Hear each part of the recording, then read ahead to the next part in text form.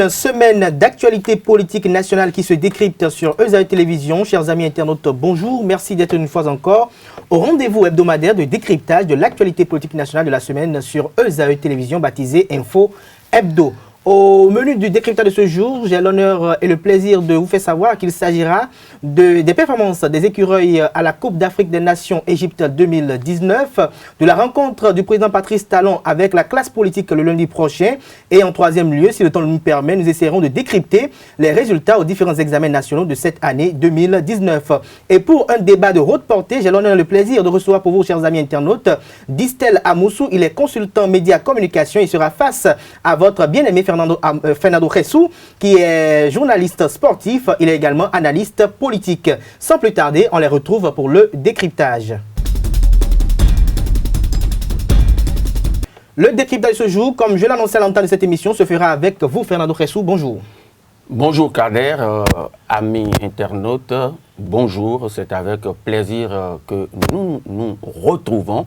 Avec plaisir que nous nous retrouvons tout simplement parce que nous sommes béninois et depuis quelques dizaines de jours, nous nous sommes révélés dans notre vrai jour, dans notre vrai visage.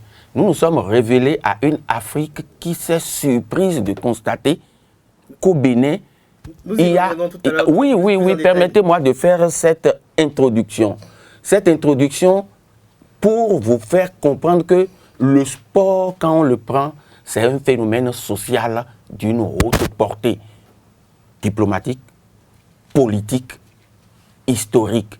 Et si aujourd'hui nous respirons la paix, c'est extrêmement important dans ce pays de le dire.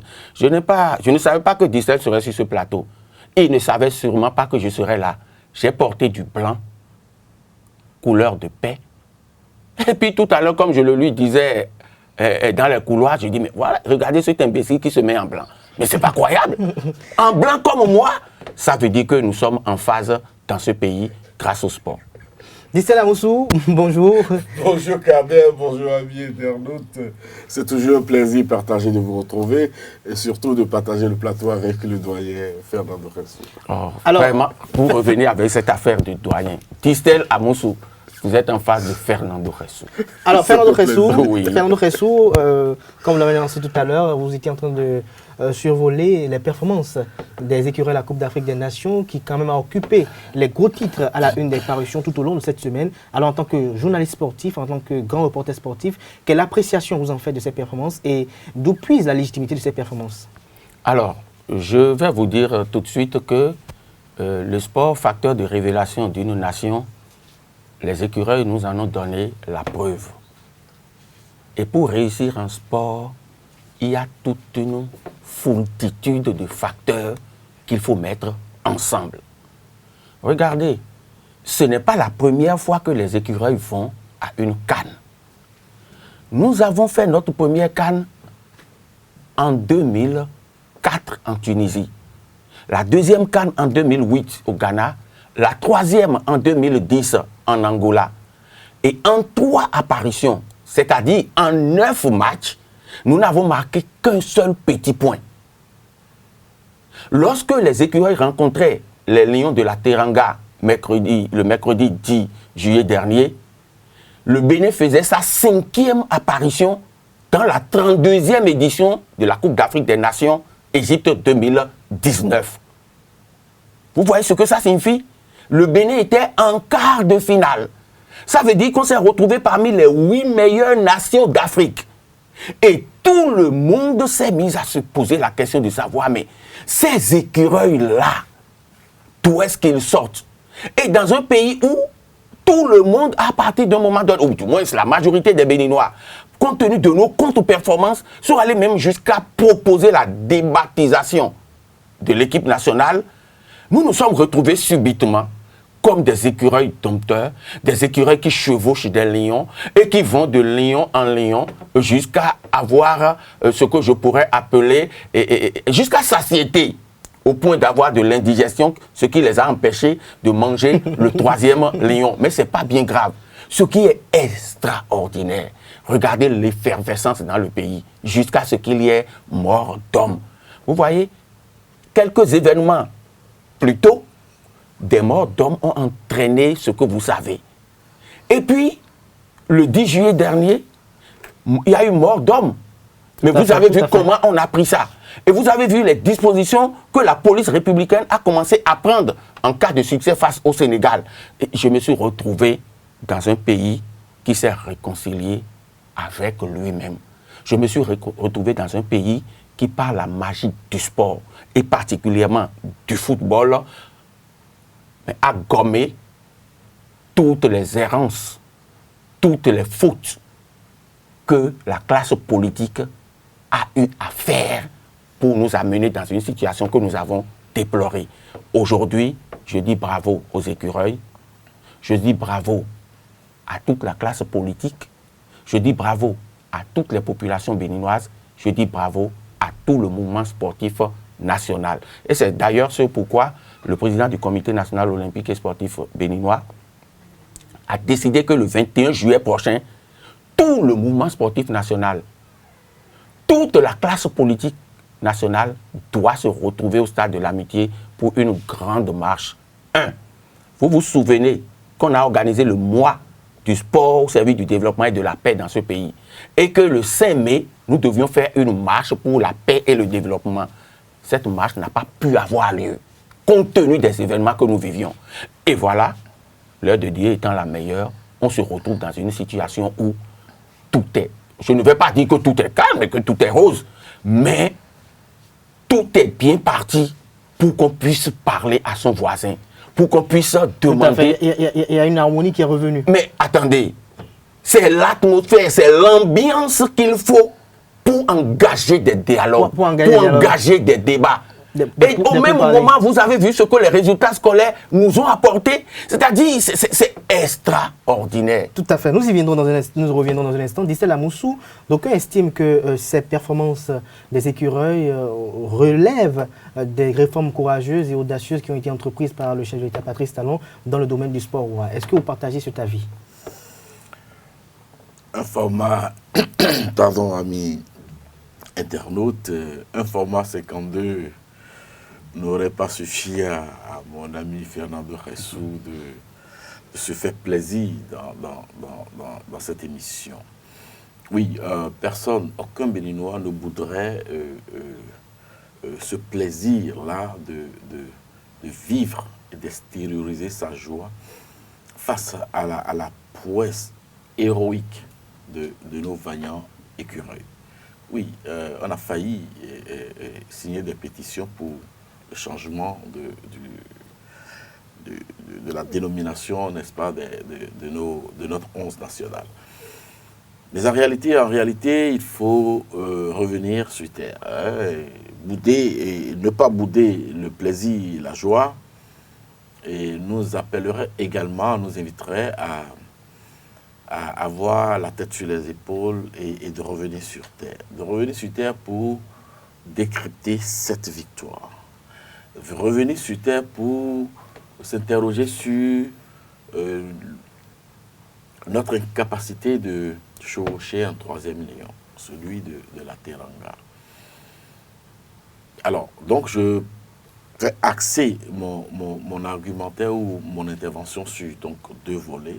Le premier volet, c'est, comme vous le disiez tantôt, de saluer les réformes du gouvernement du président Patrice Talon, et de la volonté des acteurs du sport de l'accompagner dans ces réformes. Dans ce pays, nous avions assisté à des scènes et à des débats horribles, humiliants, du genre tel joueur n'est pas appelé au team national simplement parce qu'à la dernière expédition, il n'aurait pas fait ce qu'il aurait fallu faire, c'est-à-dire la dessous de table, les pots de vin aux dirigeants. Nous avons connu dans ce pays des épisodes où des primes de joueurs ont été détournées. Des fonds alloués aux mises au vert des joueurs ont été mal gérés. Nous avions connu tous ces épisodes. Beaucoup de scandales. Oui, il ne s'agira pas de jeter la pierre à Pierre ou Paul, mais il s'agira de capitaliser tous ces passifs n'est-ce pas, et de les muer en actifs et grandir. C'est ce que le gouvernement du président Patrice Talon a essayé de faire. Non sans gêne, non sans dérangement, non sans bousculer des citadelles, non sans rencontrer des résistances.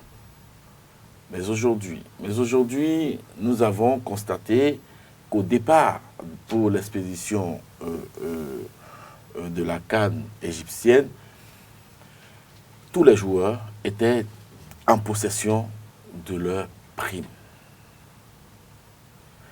Le moral de la troupe a été boosté de ce fait. Avant que vous ne continuiez, on ne peut pas dire que tous les joueurs étaient en possession de leur prime. C'est-à-dire que le mécanisme pour primer a été clairement défini et on s'est accordé là-dessus. Bon, je ne suis pas dans le secret des dieux. Il y en a. En attendant que Fernando reprenne donc la balle au bon, je ne suis pas dans le secret. Merci de l'avoir fait. Je ne suis pas dans le secret des dieux, mais ce que je sais, c'est qu'il y a eu le facteur confiance. Le crédit confiance a bonifié les joueurs. Donc, dans cet état d'esprit, dans ce mental, ils ont pu assimiler correctement, de mon point de vue, le planning et la structuration du coach et des dirigeants, n'est-ce pas? Les consignes ont été assimilées. Ils se sont appropriés donc le level de l'équipe dirigeante. Alors, ceci dit, il faudrait saluer ces réformes et retenir que lorsqu'on met les choses en leur place, qu'on fait convenablement les choses, dans la rigueur, mais aussi dans la communication, dans la fédération, et de permettre à tout le monde de savoir, c'est cela notre objectif. Voici les moyens mis en place, chacun y met du sien. Chacun y met du sien. L'autre volet, oui, c'est de dire que nous pouvions aller plus loin. Moi, je suis resté sur ma faim. Vous allez me dire que j'ai un appétit glouton. Certainement. Je dirais oui. Tu as un appétit de lion. J'ai un appétit de lion. Voyez-vous, j'avais bien envie de croquer, n'est-ce pas, ces lions de la Teranga. Mais la réalité était face à nous.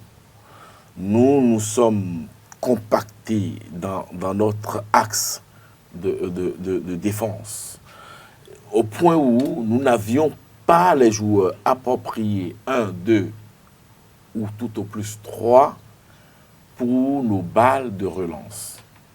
De sorte que compressés, comprimés, nous avions fini par craquer sur une action anodine qui a donné ce but-là. Oui, je ne suis pas spécialiste pour critiquer le système de jeu de l'entraîneur. Mais ce que je sais, c'est que dans ce schéma type, si nous avions 2 magiciens, 2 joueurs d'exception, ou tout au moins 1,5 d'exception, sur 1 ou 2 balles de relance, et nous pouvions inquiéter sérieusement ces lions. Alors, il faudrait donc, pour la suite, parce que c'est quoi? Nous avons déjà aujourd'hui pris le risque. C'est une réputation. Nous avons déjà aujourd'hui pris le risque d'aller en 8e. Alors, il ne s'agira plus jamais au Bénin de reculer. Il s'agira peut-être, ou tout au plus, ou à souhait, de gagner ce pas décisif et héroïque que nous venons de faire et de grandir. Et de grandir davantage. Alors, permettez-moi de faire juste quelques 2 petites observations à ce que Distel vient de dire. Oui, Fernando aurait voulu que les écureuils soient dans le carré d'as. Mais regardez ce match. Ça s'est joué sur un rien. Sur un rien du tout. Et si vous prenez les différents faits de jeu, je m'associe aux analyses de la presse internationale pour dire que, les écureuils ont fait leur meilleur match dans une compétition internationale. 2, 3 faits de jeu en faveur des écureuils auraient pu nous propulser en demi-finale. Vous avez vu le but de Sebio Soukou. Pourquoi l'arbitre n'a-t-il pas fait appel à la VAR? Il aurait fait appel à la VAR qui se serait rendu compte que Soukou n'a pas fait de faute. Au contraire, sur son tacle. Au contraire, c'était sur lui. Ensuite, qu'il a fait preuve d'une qualité exceptionnelle. D'une pondération. Voilà. Le tacle, l'enchaînement pour se relever, l'enchaînement avec la frappe, le ballon qui fait trembler les filets sénégalais. L'arbitre refuse le but. Alors, et donne avertissement à Soukou. Je n'ai pas fini. Ça pose un problème de formation de nos joueurs et de nos encadrements techniques parce que... Pourquoi la sollicitation de la VAR se fait sur quel principe? Est-ce que le joueur a le droit? Le joueur n'a pas le droit de demander. Rien. Non, tu n'en sais rien. Tu parles de... Non, je demande. Tu dis, je dis un problème de communication. Moi, je voudrais savoir. Dissel, nous allons permettre à Fernando d'aller au bout de cette Est-ce que c'est observation. l'arbitre est le seul? Dissel, vous allez permettre, on va... L'arbitre est le seul. Et les conditions sont définies, sinon ça va aller dans tous les sens. Pour solliciter la VAR, il y a hors-jeu, il n'y a pas hors-jeu. C'est un cas de doute dans la tête de l'arbitre. Il y a pénalty, il n'y a pas pénalty. Il y a eu telle faute, ça mérite un carton rouge. Vous voyez, c'est les conditions ça. Donc, j'en aurais fini lorsque je vais ajouter les 2 autres faits de match. La bourde du gardien sénégalais. Et puis la talonnade à la magère de Poté. Tout ça là, c'est les écureuils qui ont offert ça. Et n'oubliez pas ceci. Vous savez, nous autres, en tant que spécialistes, nous nous rendons compte que nos écureuils, ils sont même allés au-delà de leurs possibilités. Vous avez vu nos amis malgaches hier. Belle, comment dirais-je, prestation, mais Agbazamaïgan. 3 buts dans la judiciaire, mais voilà. Agbazamaïgan. Et j'ai un ami d'Abomey, monsieur Désiré Mongo, pour ne pas le nommer, qui m'a appelé ce matin. C'est vrai qu'il est autant déçu que vous, mais heureux. Oui. Heureux en nous disant, j'ai déjà fait le classement, le Bénin est 6e. Et curieusement, c'est vrai. Le Bénin est 6e. Le Bénin est 6e. Alors, le Bénin est 6e. Si vous étiez posé la question de savoir qu'est-ce que vous pouvez recommander pour que ces performances-là soient réalité et pour une pérennisation des acquis. Tout à l'heure, j'ai été d'accord avec quelque chose que Dissel a dit. Et j'ai aimé l'expression. Nous avons pris le risque de nous retrouver en quart de finale. C'est Edmé Cordio qui me disait, hey, mi baho. Nous, mi baho est on aurait pu battre les Lions de la Teranga. Oui. Pourquoi? Parce que il y a eu un audio d'un confrère sénégalais que j'ai fait jouer plusieurs fois sur la radio nationale. Le gars dit, ces Béninois-là, je vous le disais sous forme de blague au début de la compétition, c'est la meilleure défense de la CAN. C'est une équipe structurée, une équipe organisée, soudée. Une équipe difficile à battre. Mais ces écureuils-là, ils sont méthodiques dans leur comportement. C'est des gens, ils vont faire 1-0, 0-0, 0-0, 0-0. Ils vous amènent au tir au but et ils gagnent. Ils commencent à nous casser les noisettes. Je fais abstraction de tout ce qu'il a dit avant d'arriver là. Il dit, si jamais le Sénégal fait l'erreur de minimiser le Bénin, le Sénégal va tomber. Et voilà. Chez eux, ils ont répété ça. Et tout le pays s'est levé. Toutes les structures sénégalaises. Ils ont dit qu'ils ont des marabouts, mais que nous, on a des vaudous. Donc, c'est-à-dire, ils ont tout fait jouer. Et c'est ça qui a encore amené la presse internationale à valoriser davantage la performance des écureuils face aux Sénégalais. Ils ont dit, Rémi Ngono a dit, le Sénégal n'a jamais dominé le Bénin. Bien au contraire, ce sont les écureuils. Et si l'arbitrage avait été un tout petit peu plus équilibré, on serait en train de dire autre chose. Mais je dis, ce que nous avons fait, la ferveur populaire soulevée par la prestation de nos écureuils. Comment pérenniser cela?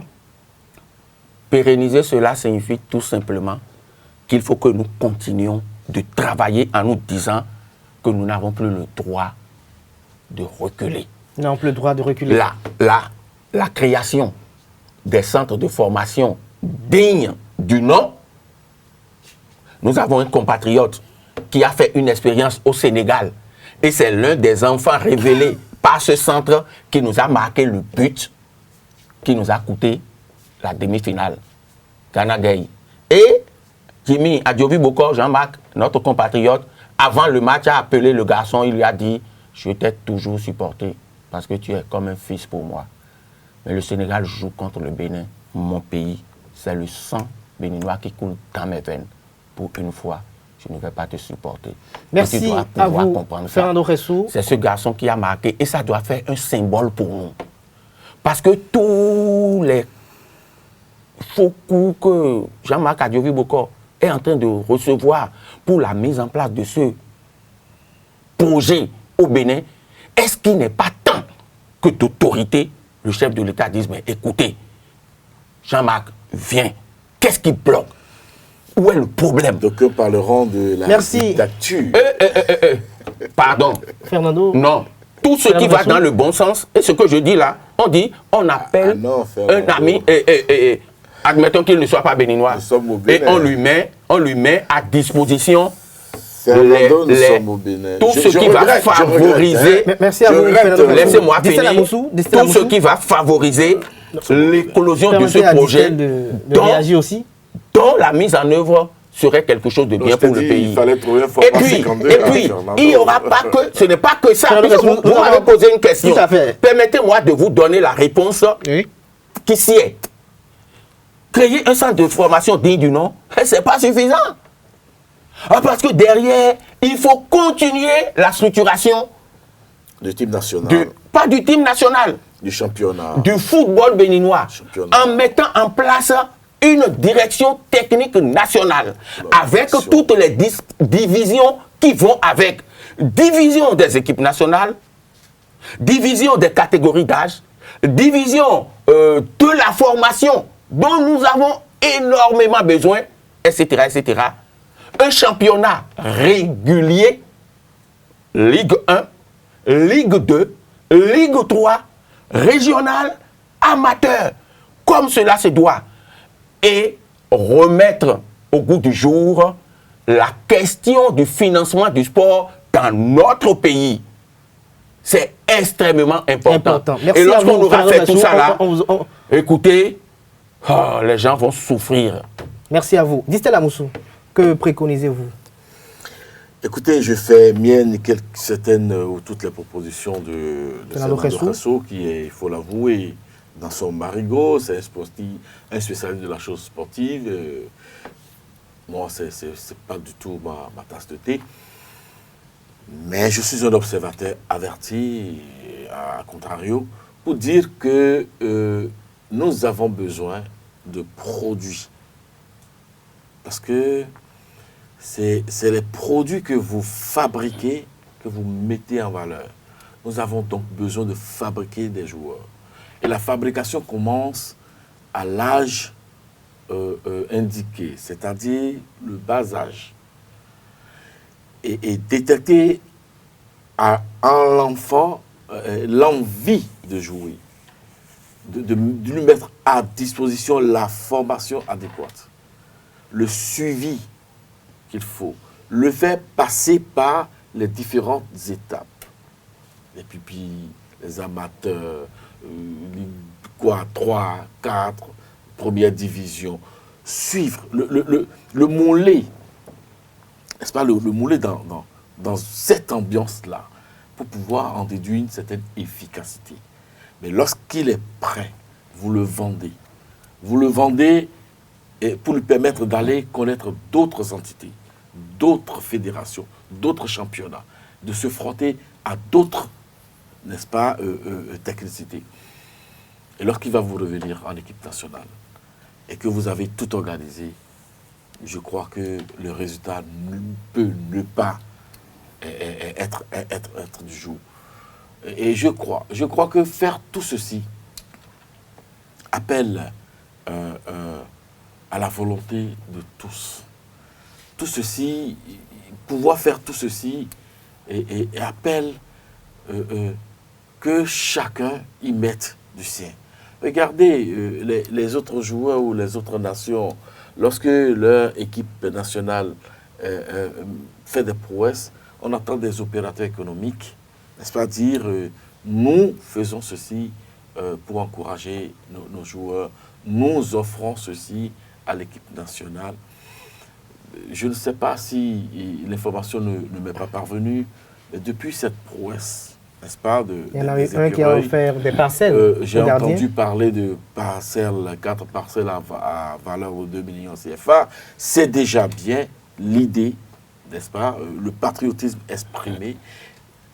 Mais qu'est-ce qu'il y a par rapport à tout ça que j'ai parlé tout à l'heure, de mettre en place quelque chose pour le financement du sport. Je n'ai pas pu écouter d'autres personnes. Je n'ai pas pu écouter les GSM, n'est-ce pas, les maisons de GSM. Je n'ai pas pu... Qui amassent quand même assez d'argent. Je n'ai pas pu écouter les grosses sociétés officines qui opèrent chez nous. Je crois que la loi, je ne sais pas si la loi Galiou-Soglo a été enfin votée. Non.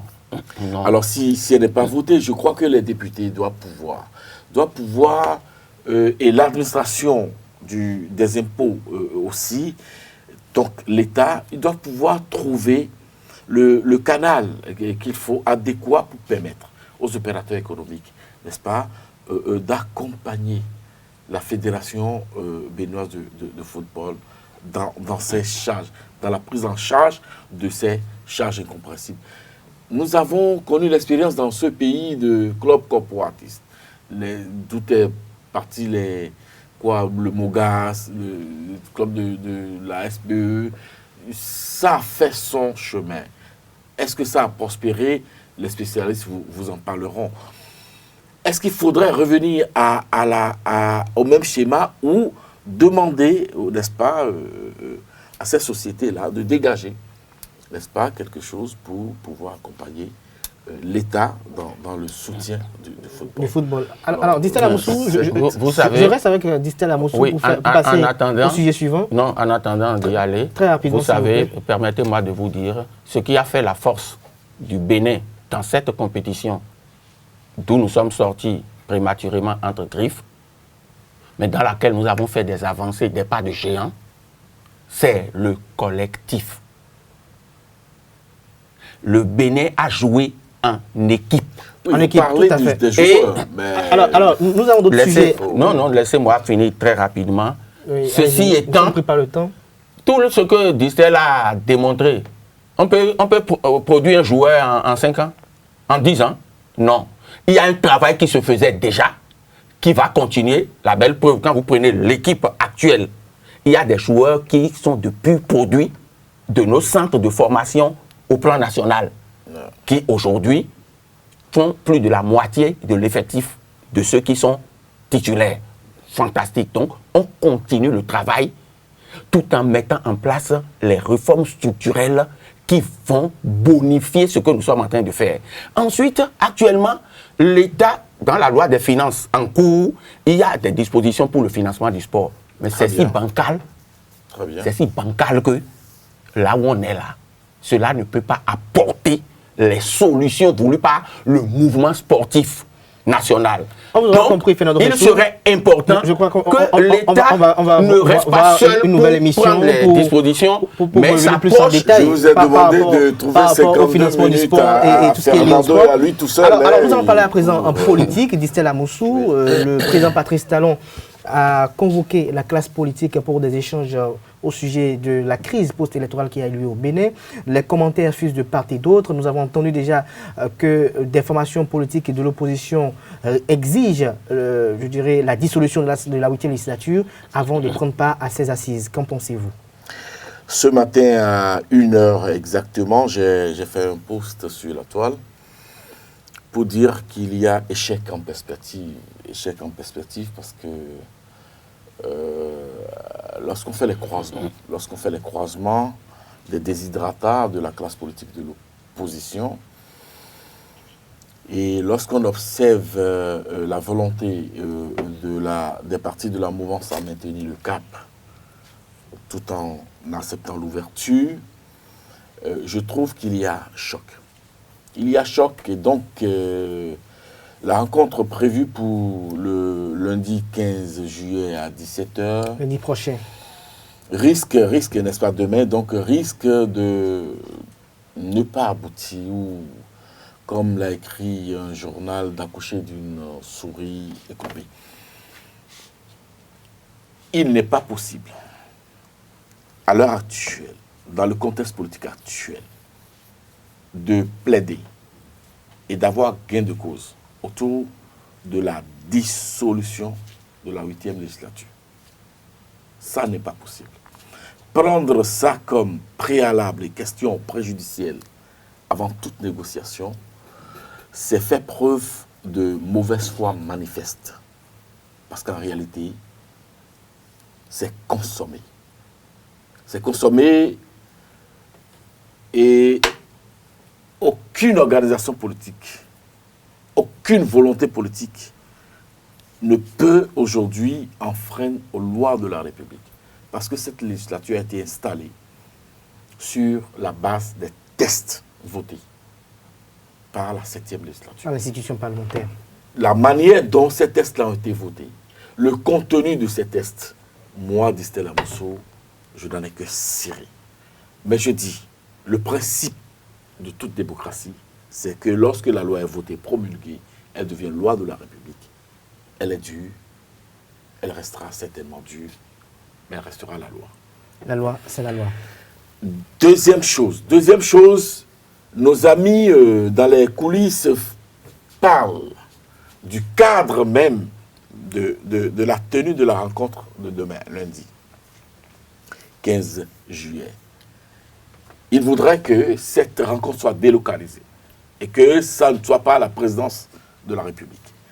Parce qu'ils estiment qu'à la présidence de la République, ils n'auraient pas la latitude et ils ne pourraient pas adopter la posture de leur choix et dire les choses parce qu'en fait, ils vont se retrouver face à un chef d'État, n'est-ce pas, très locaux à la présidence de la République. Donc, il voudrait, n'est-ce pas, se retrouver dans un cadre hors de la présidence de la République. Je ne sais pas si le chef de l'État, son gouvernement et ses conseillers vont accéder à cette, n'est-ce pas, volonté de la classe politique de l'opposition. Moi, ça ne me gênerait pas, que ce soit à la présidence ou que ce soit ailleurs. Il appartiendrait donc au chef de l'État et à son équipe de voir. Troisième chose que demandent nos amis dans les coulisses, c'est qu'au lieu d'une rencontre avec le chef de l'État, qu'on aille directement à une rencontre politique nationale. Qu'on ait directement une rencontre politique nationale, c'est-à-dire à une table ronde politique nationale, je ne sais pas comment ça s'appelle. Bref, une conférence nationale bis. Ou pour le moins, un groupe ad hoc de dialogue politique, mais dont les décisions seront, n'est-ce pas, immédiatement exécutoires. C'est-à-dire qu'ils vont se retrouver et transformer, n'est-ce pas, un groupe ad hoc de réflexion politique ou de décision politique en constituant. Et de fait, de façon subtile, n'est-ce pas, et voter une loi ou des lois pour mettre à sac la 8e législature. Alors, dans cet état d'esprit, oui, avec ces préalables clairement identifiés et définis, oui, je ne vois pas quel succès attendre de cette rencontre-là. Et donc, je voudrais prédire un échec en perspective. Fernando Ressou, dit Stella Mosso prédit un échec, mais vous... Il n'est pas normal. Pourquoi nous ne pouvons pas parler d'échec là où on est. Pourquoi parler d'échec? Parce que moi, la classe politique, j'ai déjà dit ceci. Qu'il est obligatoire. S'il vous plaît, suivez-moi bien. Oui. J'ai dit,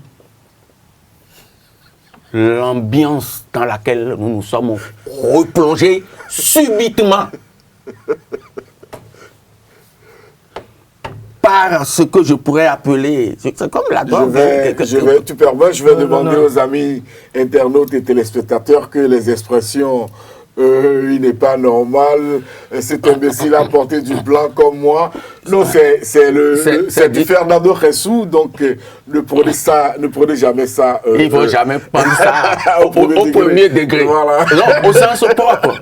Sinon, ils vont passer à côté. Voilà, donc sinon, ils vont totalement passer à côté. Fernando Ressou, voilà. Exactement. Voyez-vous, je dis, c'est déjà ça.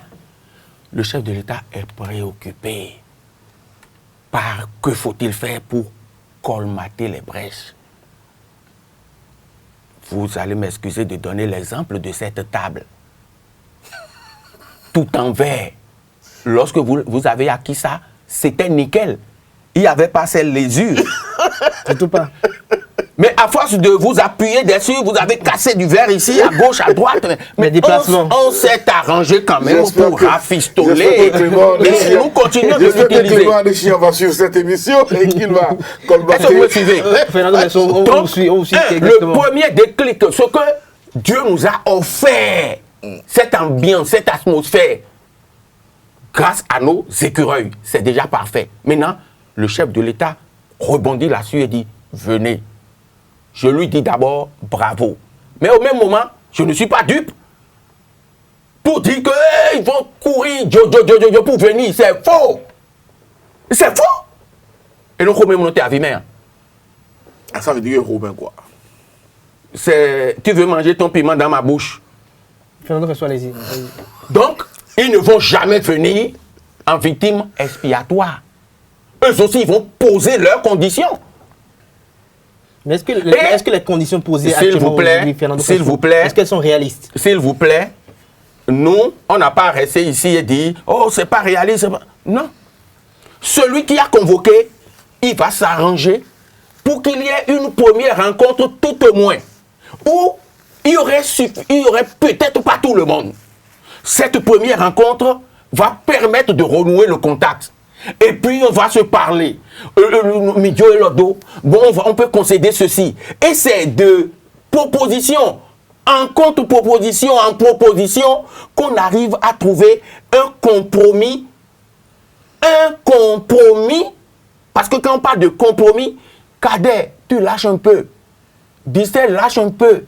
Je lâche un peu. Tout le monde lâche un peu, et finalement on se retrouve. Je ne dis pas que ce serait facile. Je voudrais dire aux internautes et amis téléspectateurs que Fernando Ressou est un formateur du handball et du basketball, je crois, et qu'il a préparé beaucoup de joueurs pour l'équipe nationale. Il sait qu'il y a ce qu'on appelle le timing. Il sait ce qu'on appelle le timing et que le timing, même sur le terrain politique, a sa valeur. Nous sommes en quelle année? Et dans 8 mois, nous aurons les élections locales, municipales. Ta structuration de première rencontre, de deuxième rencontre, Midjoué, leur domisé, leur démémanché, les 8 mois sont à côté. Mais pourquoi? Les tests de loi n'ont pas changé. Et les partis politiques qui ne se seraient pas conformés aux tests de loi actuels vont se retrouver à nouveau à août pour les élections municipales et locales. Alors, c'est dire qu'il faut y aller. Il faut y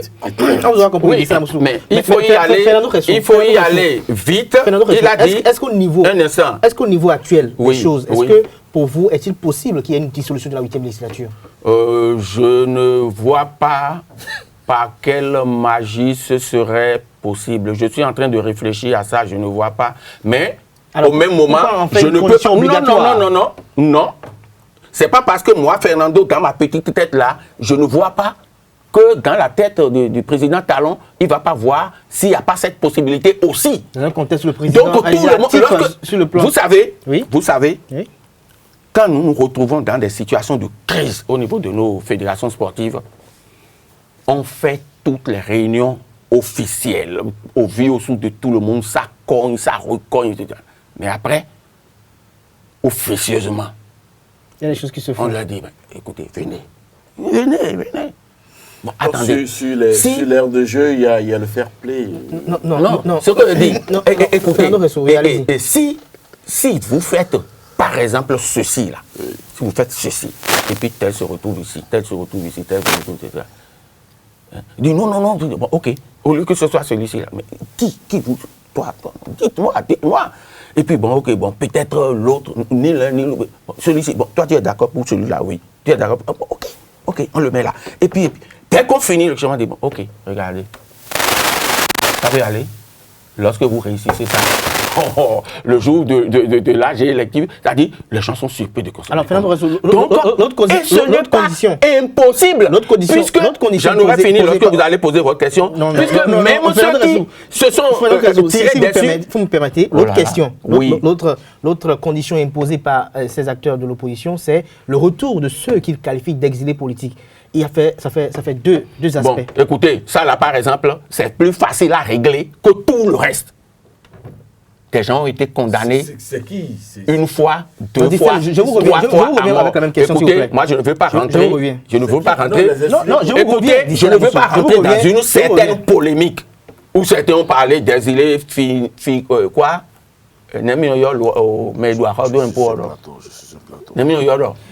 Bon, bref, vous comprenez pourquoi je ne veux pas sortir le mot. Moi, je ne veux pas rentrer dans ça. On est tous des Béninois. Oui. Et à un moment ou à un autre de l'histoire de notre pays, on s'est retrouvés dans des situations encore plus graves où des gens ont été condamnés à mort. Mais les mêmes condamnés à mort, on les a revus dans le pays. Celui qui était au pouvoir lorsqu'on les a condamnés à mort a été encore leur plus grand allié, si j'ose m'exprimer ainsi, où ils ont été encore les plus grands alliés de celui-là. Donc si on prend exemple sur tout ça, nous devons rester positifs. Le mot échec ne doit jamais nous effleurer. Que Dieu les éclaire, que les mains de nos ancêtres les éclairent et que nous puissions retrouver le calme. Que Boni Yahi et son ami Patrice Talon reprennent leur champagne ensemble. Comme ils savent le champagne. Alors, Distel Amoussou, au cas où cette rencontre n'aurait pas eu lieu, que pourrait-il se passer, à votre avis? Comment il va savoir? Puisqu'il a pu déjà prédire de l'échec. Dis-nous comment ça va se passer. Vous n'avez pas pu prédire de l'échec, mais il a pu prédire déjà de l'échec. Alors, si Fernando Cressou ne souhaiterait pas de cette question, j'ai quand même une autre, parce qu'on a vu déjà depuis l'annonce de cette rencontre plusieurs, je dirais, posts des amis internautes de part et d'autre. Il y a un qui m'interpelle très bien, celui qui dit quand même que la dissolution de la 8e législature est impossible, mais le président Patrice Talon pourrait faire entrer ceux qu'eux qualifient d'exil politique pour que définitivement il puisse prouver sa bonne foi, sa volonté manifeste de vouloir faire régner la paix au Bénin. C'est qui les exilés politiques? La liste, vous la savez? Non, lui, il n'en connaît pas. Non, moi je ne connais pas d'exilés politiques. Ceux qui sont qualifiés d'exilés politiques. Non, pardon. Moi je ne connais pas d'exilés politiques. C'est ça que je dis qu'ils sont qualifiés d'exilés politiques. Il y a des concitoyens béninois qui sont en difficulté avec la justice de notre pays et qui ont décidé donc de prendre le large, de se soustraire à la justice de leur pays. Je veux citer Sébastien Diavon, je veux citer Liadi Soglo. Komi Kouché. Komi Kouché était parti avant. Valentin Dianotin. Il était allé. Katou Mamadou Djibril, Ali Selon. Bon, Valentin Dianotin. Alors, lorsque nous allons. Si j'ai la parole. Ok, allez-y. Si j'ai la parole, je vous dirais. Ok, allez-y. Et les internautes conviendraient avec moi que moi, je ne connais pas d'exilés politiques. Oui, tu l'as déjà dit. Maintenant, comment faire pour que les concitoyens qui sont en difficulté avec la loi, la justice de notre pays, rentrent au pays, c'est ça, non? Personne ne les a contraints à se soustraire à la justice. Qu'ils viennent, parce qu'il y a le recours gracieux du chef de l'État. Mais le recours gracieux ne vient qu'après le jugement et la condamnation, si possible, s'il y a condamnation. On parlerait d'amnistie. Comment est-ce que ça se passe? C'est après, n'est-ce pas, un jugement. qu'on pourrait amnistier ou gracier. Alors, si nous ne suivons pas ces étapes-là, est-ce que nous voulons nous mettre vous voulez qu'on tourne Est-ce que vous voulez qu'on veut... non, que veulent les Béninois? Alors, si c'est ça, allons à un référendum. Alors, on vous aura compris. Pour dire, changer nos lois. Tout à fait. On vous aura pour compris, dire que nous allons mettre, n'est-ce pas, en sac les lois de la République et permettre à des délégants, je dis délégants de griffe, parce qu'on appelle délégant celui qui est en porte-à-faux avec la loi, de rentrer ce qu'il dit. De rentrer la présomption d'innocence par rapport à ceux qui n'ont même pas été jugés. Alors, lorsque de délinquants. Alors, doucement, lorsque vous même si c'est entre griffes ou entre guillemets. Sénateur Ressou, lorsque vous et moi là, nous allons nous retrouver, je touche du bois. Oui. Ça, c'est en porte-à-faux avec la loi demain. Oui, c'est vrai. Avec la loi demain. N'ont pas les moyens, enfin je ne connais pas ton cas, n'ont pas les moyens de prendre le large de parti. C'est que nous allons rester et subir, n'est-ce pas, les affres. Pas les affres, subir la justice de notre pays. Au fond. C'est de ça qu'il est question. Au fond. Alors, maintenant, j'ai dit qu'on est en train de tourner au même moment, il y a des Béninois. Tu sais de quoi on parle. Au même moment, il y a des Béninois qui, pour un coq, ou qui, pour une natation, fait un accident, croupissent dans nos prisons. Bien sûr. Croupissent dans nos prisons. Ceux-là, nous sommes presque à la fin de cette personne ne se lève. Oui, tu sais de quoi on parle. Merci à vous. Pourquoi merci. Notre constitution dit que nous sommes à la fin égaux devant la loi. Pourquoi est-ce que nous voulons fabriquer des Béninois un petit spécifiques? mot en quelques minutes par rapport aux résultats des examens nationaux de 2019. Fernando Ressou, très rapidement vos appréciations de ces différents résultats. Bien, avant de donner mes appréciations, je vais demander à mon ami Dissel Amoussou de savoir que on ne peut pas ne pas prendre exemple sur le passé, sur tout ce que nous avons vécu dans ce pays. On a vu pire. Des gens ont été... Tu as dit condamné à mort. C'est pas que j'étais condamné.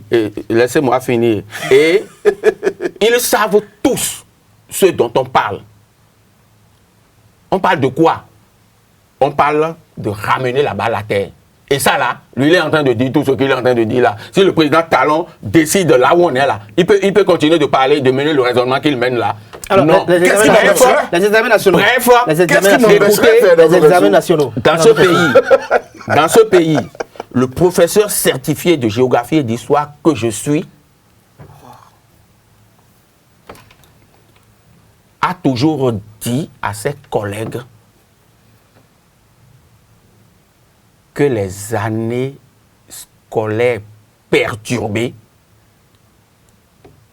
ne nous apporteront jamais la paix, jamais les performances que nous attendons. Je dis jamais, au grand jamais. C'est depuis 1973 qu'on a eu 58%. Et je vais vous dire, au moment où moi j'obtenais le bac en 1982, c'était 13%. Je dis 13% de réussite au plan national. 1982. Et aujourd'hui, vous avez vu, la moyenne qui était de 30%, qui oscillait parfois, quand on arrive à 41%, on dit hey, c'est fantastique. Quand même. Mais maintenant, là, on a atteint la barre des 50% et on a dépassé. Ça doit nous interpeller.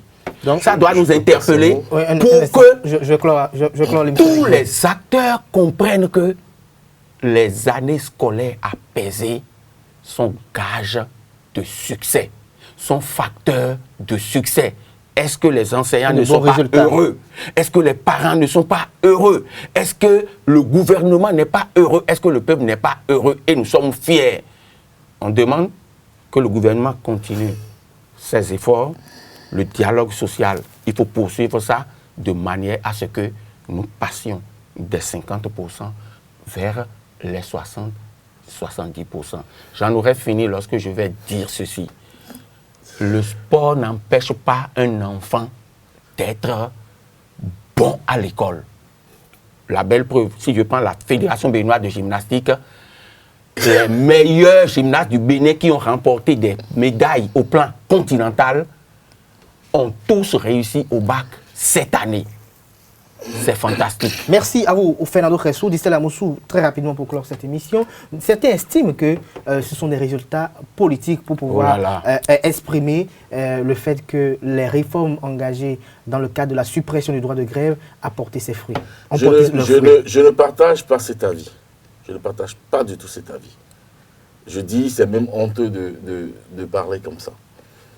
Par contre, oui, je salue la joie qui pourrait animer les parents, les enfants, le gouvernement, parce que, bon...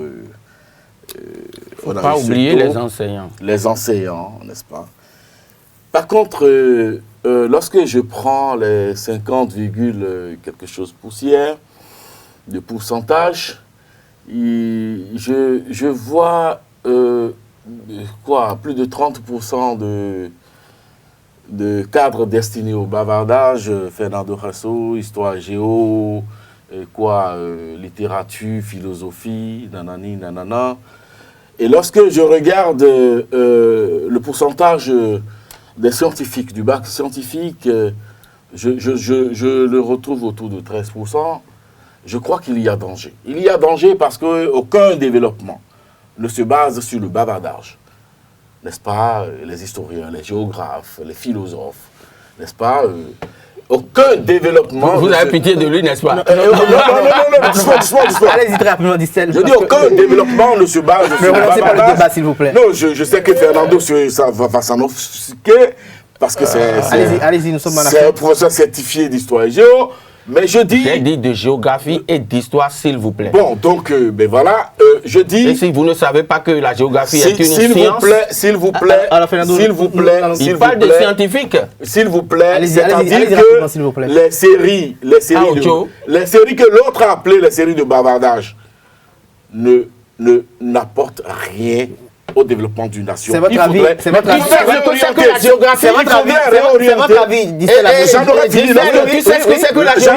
Lorsque j'aurais dit qu'il faudrait réorienter, n'est-ce pas, repenser la politique de l'éducation de notre pays. Merci à vous, Distella Moussou. Merci à vous, Distella Moussou.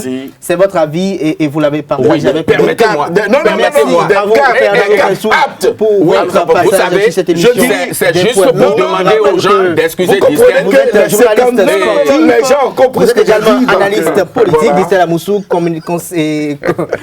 Moussou, conseiller en communication média. Mesdames et messieurs, c'était un fois de ce jour. Merci pour l'attention. Le rendez-vous est pris pour le samedi prochain pour d'autres numéros. D'ici là, portez-vous bien et passez un agréable week-end en compagnie de vos programmes sur les www.ezaetv.bj.